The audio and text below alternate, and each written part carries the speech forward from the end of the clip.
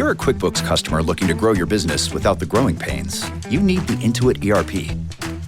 Upgrade to Intuit Enterprise Suite in a matter of hours. It's the AI-native ERP from the makers of QuickBooks. Learn more at intuit.com/ERP.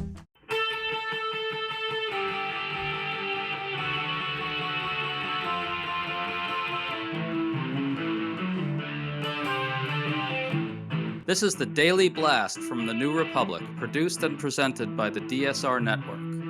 I'm your host, Greg Sargent.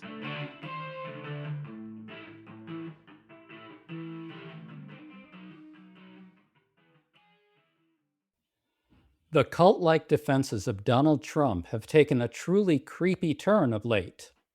Trump fell asleep at an event, and the White House's spin in response went truly off the rails. Trump floated an insane proposal involving Venezuela that drew a deeply strange defense from a spokesperson. And in one telling moment, the spokesperson was so eager to fluff up Trump that she accidentally delivered a harsh talking point against him. But when you watch all this madness, you can sense something dark underneath it. All these sycophants are plainly aware that Trump is going to be passing from the scene very soon. And it's very hard to see what's going to fill the vacuum within the GOP and the right wing that this will leave behind. Virginia Heffernan, a writer for the New Republic, has a great piece that plumbs deep into the MAGA psyche for clues to the state of our country. So we're talking about all this with her today. Virginia, nice to have you on. Good to see you again, Greg. So let's start with an extraordinary exchange on Fox News. The screen is showing oil prices soaring while an anchor asks White House spokesperson Anna Kelly to comment on high gas prices. She launches into this. Let me be very clear. Iran has been incredibly decimated. Military, their navy is at the bottom of the ocean. Their ballistic missiles are destroyed. Their production facilities are demolished. Now they're being totally crippled economically by the weight of Operation Economic Fury. So the president is not in a rush. He has all the cards at his disposal because he knows that Iran is getting weaker and weaker by the day while the United States is getting stronger and stronger. So note how spokesperson Anna Kelly says Trump is not in a rush. He's not in a rush over these gas prices. Virginia, what I find so striking here is that the instinct is to go full cult and portray Trump as wielding total mastery over events, and accidentally she creates a potent talking point against him. Your thoughts on that? Yeah, so I mean, I think we talked a lot about a dictator and how he was going to be a dictator on day one, but he's a king now. He's an emperor, and it's something more than a dictator, because a dictator is trying to figure out how to govern, but an emperor who any word against him constitutes what the Anglo-Saxons used to call lèse majesté. You know this expression, right? It's like the Thai king still. And lèse majesté is like a particular offense of injured majesty against the king. It's exactly the opposite of American principles of free speech, so much that saying anything, saying oil prices are going up, or saying, that Trump fell asleep, or, even registering the evidence of our own eyes is seen as wrong. Well, I'll tell you, I love the distinction between dictator and emperor, but I probably go with despot in the end. Yes. Yeah. And tell me what despot buys you that the other words don't. Despot, it sort of conveys this ailing, angry, sun-setting figure, and the sort of ailing despot image seems to capture him at these weird events where all his sycophants have to suck up to him while he's falling asleep. Yeah, this is a lot like a late stage cult, like the Moonies, when originally you have Reverend Moon making claims about the world that are somewhat liberating to participants. And then soon after, he just feels persecuted, right? So like then you just turn entirely to, we have to protect the leader. But no kings, maybe no despots, no tyrants is the right thing for us to be thinking right now, because kings, he's not talking about building a wall. He's not talking about outrageous policy, women's reproductive rights. He's so far beyond that. The ship has sailed, like even whatever he ran on last time. He's not even talking about, trans figures in athletes, in sports. He's talking about himself and his own majesty. Right. And I want to bear down on the fact that there's a serious situation underneath that weird Fox News moment. It's that Trump and the GOP are getting some redistricting wins, and those are serious. But the underlying brutal situation remains. Trump can't seem to get Iran to agree to a deal. The Strait of Hormuz remains closed.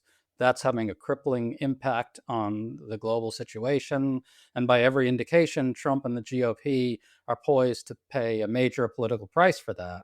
Can you talk about that? Like, Anna Kelly just has no way to explain the actual situation that makes any sense to anybody.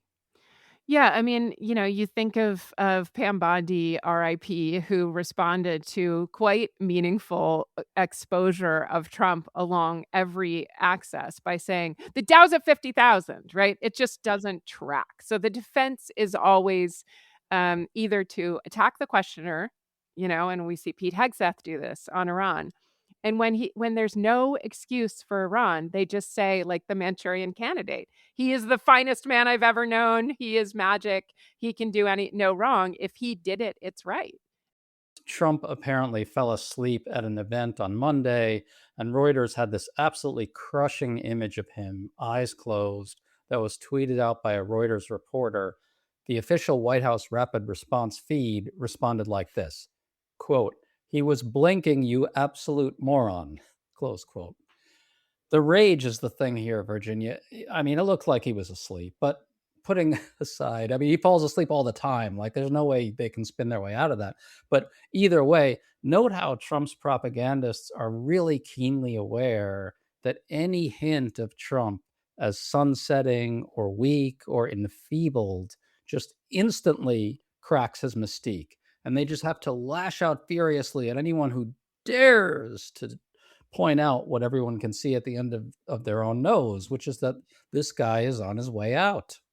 Yeah, sometimes I think that I mean I'm just incurably hopeful about the future, and I do trust the American people. I just trust them to find their way out. Not because we're intrinsically decent, but because we are just bad at being governed by a despot or an emperor that doesn't have popular support. We don't even want to handle a single casualty in Iran.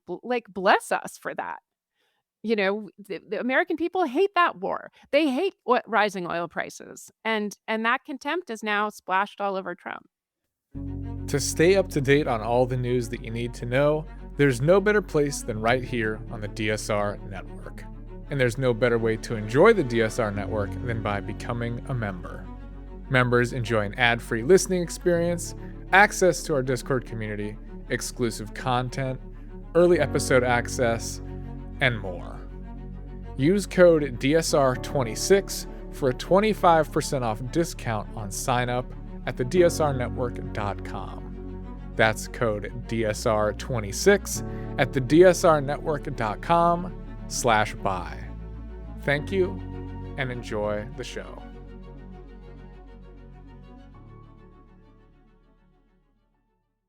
Starting a business can seem like a daunting task, unless you have a partner like Shopify. They have the tools you need to start and grow your business. From designing a website to marketing to selling and beyond, Shopify can help with everything you need. There's a reason millions of companies like Mattel, Heinz, and Allbirds continue to trust and use them. With Shopify on your side, turn your big business idea into... Sign up for your $1 per month trial at shopify.com/special offer. I think you're putting your finger on an important point, which is that the American people are reacting badly to the trappings of despotism and tyranny and all the visuals of it. So the ballroom's a really good example of this. The Washington Post poll on this, taken before and after the recent shooting incident, found the ballroom to be deeply unpopular. It's opposed by 56% of Americans, supported by only 28%. Independents oppose it by 61 to 18, working class Americans by 54 to 28, and moderates by 64 to 16. Now, to sort of use your understanding of this, the ballroom They're trying to make us submit to the ballroom as almost a symbolic capitulation to his imperial and dictatorial presidency. And people are just reacting badly to it. The imagery of Trump tearing down the People's House, the White House, and replacing it with a monument to himself is triggering for a lot of people, I think, on a deep level.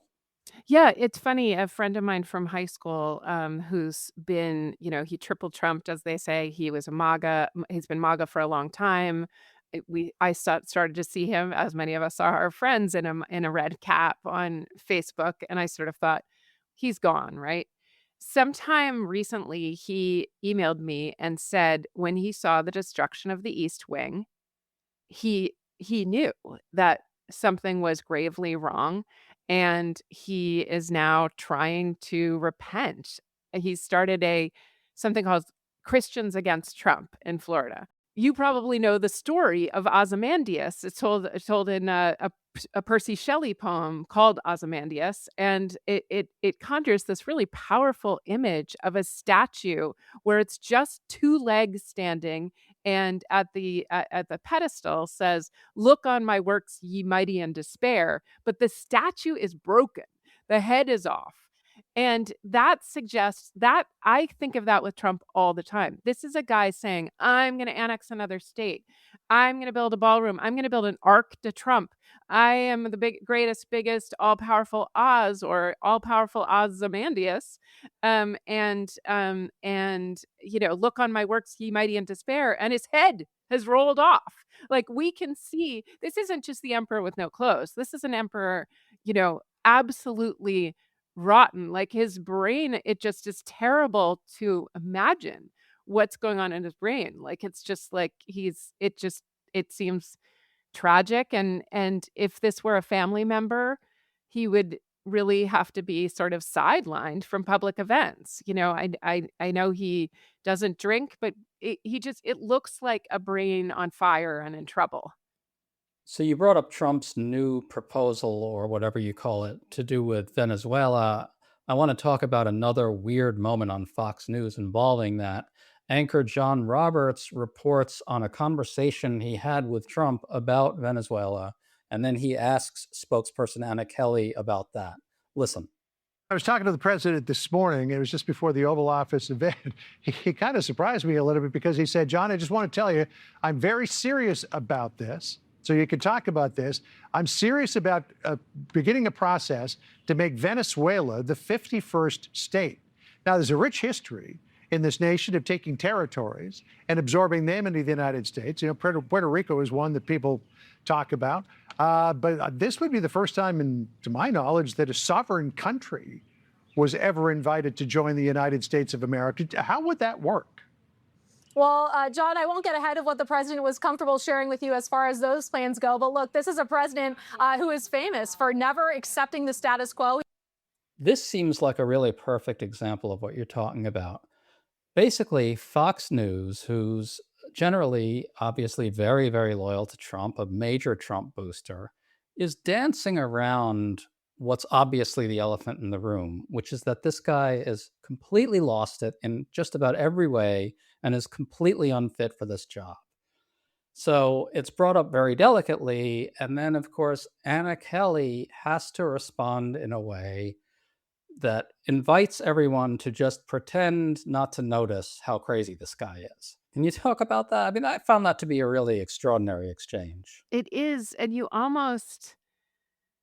I wouldn't say feel sorry for, but I remember when Nexium was breaking up and you just saw that there were these hangers on who still, gazed at Keith Raniere, the cult leader of the sex cult Nexium, gazed at him the way Nancy Reagan used to gaze at Reagan, right? And what you just wonder, and I will say a lot of them are women, right? They gaze at him and block and tackle for him. It really just brings together the last gaspers in a cult who are still saying to the very end.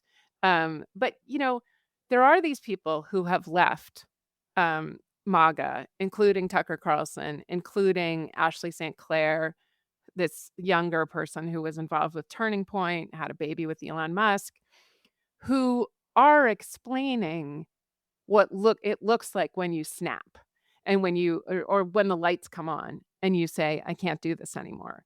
And and that is very, very useful for people just to provide an example of what it might look like if you could, this is from Aga base, if you could change your mind. Well, I want to bring up some of the mockery that met that exchange between John Roberts and Anna Kelly. One person tweeted out an image of a North Korean propagandist talking about Dear Leader and just drew the likeness directly to what Anna Kelly had said there. Another person, Norm Ornstein, who's a congressional scholar, said, quote, the mental decline is accelerating, close quote. I just find this moment to be so indicative of where we are because everybody can see that this is absolute madness and that this guy has no business being president and talking that way to the country or the world. And yet, that contrast between that obvious unfitness and the total maintenance of cult like support for everything he says that we saw from Anna Kelly is just really disorienting on some level, I find.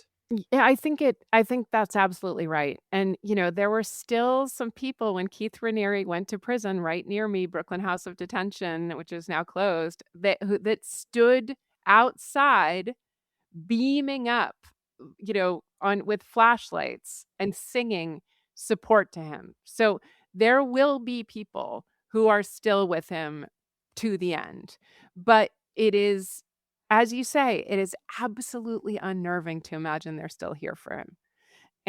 But I think that when we think about the 30+% who still say some version of they approve of him, I think we can't mix them up with the, real Smithers types, Smithers and The Simpsons, just like somebody down here loves you, who absolutely loves Montgomery Burns. I don't think that the 30+% who approve of him are that glued to him. And maybe they are rattled by people who are glued to him because it's so self-abasing. It's humiliating. Why would someone stand by him? Like you think of the Mike Pences of the world that stand by him until they're cast aside and vilified.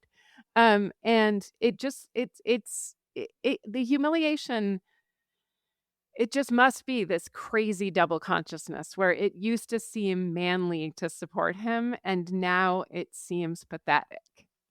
So you wrote about this figure who was deep in the MAGA cult, who left, who escaped the MAGA cult. What does it say about MAGA that there are all these escapees who are getting away from it and getting out from under it on the one hand? And just to close out, what's going to become of MAGA when Trump is gone and there's this gaping hole at the center of it all? Yeah. I mean, there's just not a lot of people to pick up the pieces. So Ashley St. Clair, she left MAGA. She was right in the center of it with Turning Point. She had a baby with Elon Musk. And after she was creamed with revenge porn with Grok, right? She she just blew the lid off it and really showed how the sausage was made with MAGA and that it wasn't cool and that it wasn't interesting to be anti-trans. And it just looks hopeless. It looks tired. It's been around 10 years now. It's not witty. It's not complicated and cool to be anti-woke. And there are no heirs to this. There are no heirs to this. And even the older people, the Tucker Carlsons, are breaking with it ideologically. I just don't think there's much left, will be much left. And so we have an end state cult. So we have an end state cult with the leader and some glazed eyes, people around him trying to desperately tell a story of why the emperor deserves to be, treated with abasement and deference by everyone else, but we aren't buying it. I will say the glazed eyes thing is real. Anna Kelly has it. Caroline Levitt has it. Senators like Katie Britt have it when they talk about Trump. And these are U.S. senators, right? People who are elected to statewide office. it's a really increasingly narrow band of people who are capable of this kind of, I'd say like almost like a trad wife kind of style of deference to the patriarch. And it just I love that we've seen that Americans cannot tolerate this. Like we have a low tolerance for suffering for someone because we think he has divine powers. It's just we're really, really not very good at it. I want this to be a positive story, and I hope it ends positively. Virginia Heffernan, awesome to talk to you. Thank you so much for coming on. Greg, great to talk to you too. Ryan Reynolds here from Mint Mobile with a message for everyone paying big wireless way too much. Please, for the love of everything good in this world, stop. With Mint, you can get premium wireless for just $15 a month. Of course, if you enjoy overpaying, no judgments, but that's weird. Okay, one judgment. Anyway, give it a try at mintmobile.com/switch. Upfront payment of $45 for 3-month plan, equivalent to $15 per month required. Intro rate first 3 months only, then full price plan options available. Taxes and fees extra. See full terms at mintmobile.com.